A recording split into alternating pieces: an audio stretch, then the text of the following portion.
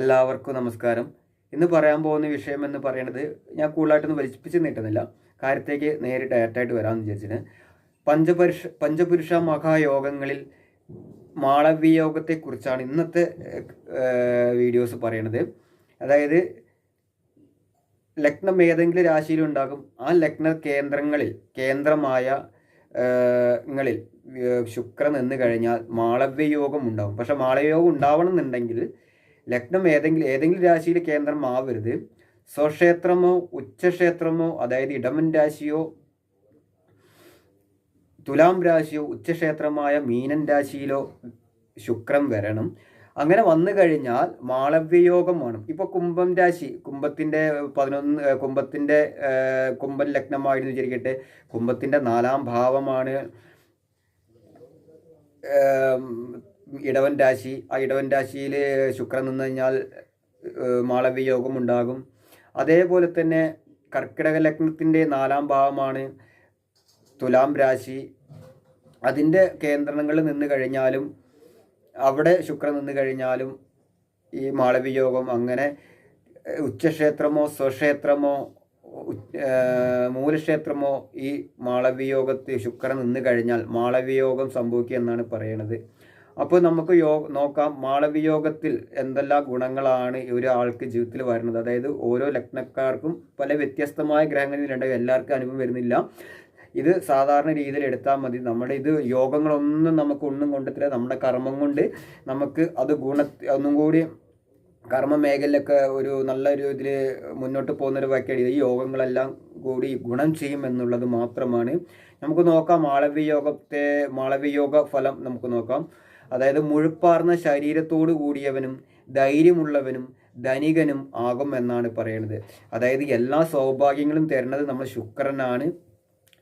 സൽപുത്ര ഗുണമുണ്ടാകും, ഭാഗ്യവതിയാകും, സൗന്ദര്യ ഗുണമുള്ള ഭാര്യയായിരിക്കും. ഏത് കാര്യത്തിൽ ഏർപ്പെട്ടാലും അഭിവൃദ്ധിയും സുഖവും അനുഭവപ്പെടും. നല്ല വാഹന ഗുണങ്ങളും കീർത്തിയും നേടും. അറിവുള്ളവനും പ്രസന്നമായ മുഖഭാവവും ഉള്ളവനും ഇന്ദ്രിയങ്ങളെ ജയിക്കുന്നവനുമായിരിക്കും. ആകർഷണീയമായ മനോഹരങ്ങളായ കണ്ണുകൾ ഉണ്ടാകും. സൗന്ദര്യവാനും ആയിരിക്കും. ശാസ്ത്രരഹസ്യങ്ങൾക്ക് അറിയുന്ന വിദ്വാനായി ഉയരും. ഉത്സാഹശീലനും മന്ത്രശക്തിയിൽ സമർത്ഥനുമായിരിക്കും. അന്യ സ്ത്രീകളിൽ താല്പര്യമുള്ളവരായിരിക്കും. 75 വയസ്സ് വരെ ആയുസ്സും ഉണ്ടാകുമെന്നാണ് ഇവിടെ ആചാര്യം പറഞ്ഞിരിക്കുന്നത്. അപ്പോൾ നമ്മളൊന്ന് കാര്യം മനസ്സിലാക്കാം. അതായത് ധനവാൻ, അതായത് ഈ ശുക്രനൊക്കെ സ്വക്ഷേത്ര ബലവാൻ, ശുഭഗ്രഹമാണ്, സ്ത്രീ ഗ്രഹമാണ്. ആ നമ്മളുടെ ലഗ്നം ഇടവൻ രാശിയിലൊക്കെ ലഗ്നം നിന്ന് കഴിഞ്ഞാൽ അവിടെയൊക്കെ ശുക്രൻ ബലവാനായിട്ട് നിന്ന് കഴിഞ്ഞാൽ, ഇടലഗ്നത്തിൽ പറയുമ്പോൾ ലഗ്നം പറയും സ്ത്രീ രാശിയാണ്.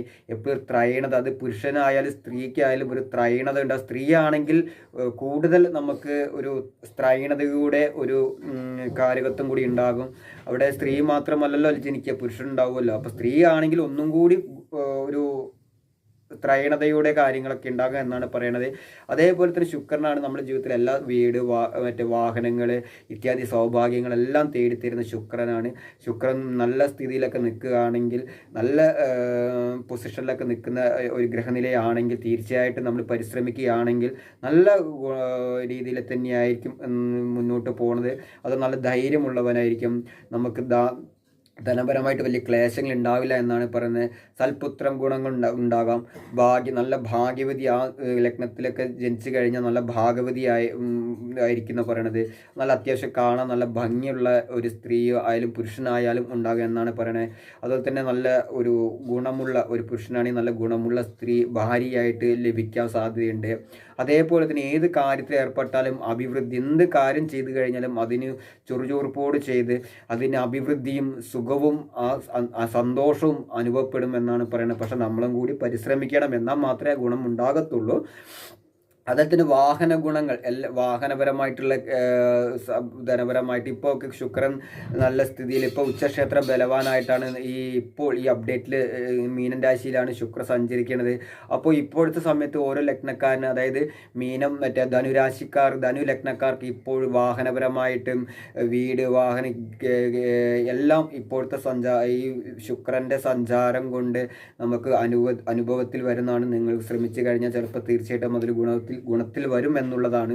അതേപോലെ തന്നെ ശാസ്ത്ര രഹസ്യങ്ങൾ അറിയുന്നവനും വിദ്വാനായി നല്ല വിദ്വാൻ എന്താ പറയുക, നല്ല ശാസ്ത്ര നിപുണതനായിട്ട് മാറും. നല്ല എപ്പോഴും ഉത്സാഹശീലനായിരിക്കും. മന്ത്രശക്തി, നല്ല ദേവാരാധനയിലൊക്കെ നല്ല മന്ത്രശക്തിയിൽ സമർത്ഥനായിരിക്കാം. പിന്നെ അതേപോലെ തന്നെ 75 വയസ്സ് വരെ ആയുസ് ഉണ്ടാകുന്നതാണ് ആചാര്യം പറയണത്. പക്ഷേ അത് ഇപ്പോഴത്തെ കാലഘട്ടത്തിൽ അറിയാലോ എത്ര വയസ്സ് വരെ ജീവിച്ചിട്ടുണ്ടെങ്കിൽ. കാരണം 30ഉം 20ഉം വയസ്സിന് ഇടയ്ക്കുള്ള ഒരുപാട് പേരാണ് ഇപ്പോൾ ഓരോ പ്രശ്നങ്ങളായിട്ട് ഓരോ ദുരന്തമായിട്ട് അനുഭവിച്ചുകൊണ്ടിരിക്കുന്നത്. അതുകൊണ്ട് ആയുസ്സിന് നമുക്ക് എപ്പോൾ ഒരു ദൈവജ്ഞനോ അല്ലെങ്കിൽ ഒരു എന്താ പറയുക ഒരു ജ്യോതിഷിക്കോ നിർണ്ണയിക്കാൻ പറ്റുന്നില്ല. ചെറിയ സൂചനകൾ മാത്രമാണ്. അതൊക്കെ ദൈവത്തിൻ്റെ കയ്യിലാണ് നിൽക്കുന്നത് ഇവിടെ പറയണത്. അപ്പോൾ അതുകൊണ്ട് നിങ്ങൾ കൃത്യമായ രീതിയിൽ തന്നെ നല്ല രീതിയിൽ തന്നെ ഈ യോഗ ഫലങ്ങളൊക്കെ ഗുണം ചെയ്യുന്നത് നമ്മുടെ കർമ്മം കൂടി അനിവാര്യമാണ്. അപ്പോൾ അതും കൂടി നിങ്ങൾ ഗുണത്തിൽ വരാൻ നോക്കുക. അപ്പം പുതിയ അടുത്ത വീഡിയോസുമായിട്ട് വീണ്ടും വരാം. അപ്പോൾ എല്ലാ വെള്ളിയാഴ്ചയും ലഗ്നത്തെക്കുറിച്ചാണ് പറഞ്ഞുകൊണ്ടിരിക്കുന്നത്. അപ്പോൾ അതിൻ്റെ ഇടയ്ക്ക് ലഗ്നത്തെക്കുറിച്ച് വീഡിയോസുകളുണ്ടാവും, മറ്റ് കാര്യങ്ങളുണ്ടാവും. ഇപ്പോൾ ഗ്രഹനില വിചിന്താനം ഉണ്ടാകും. അപ്പോൾ പുതിയ കാര്യങ്ങളായിട്ട് വീണ്ടും വരുന്നതായിരിക്കും. അപ്പോൾ എല്ലാവർക്കും നന്ദി, നമസ്കാരം.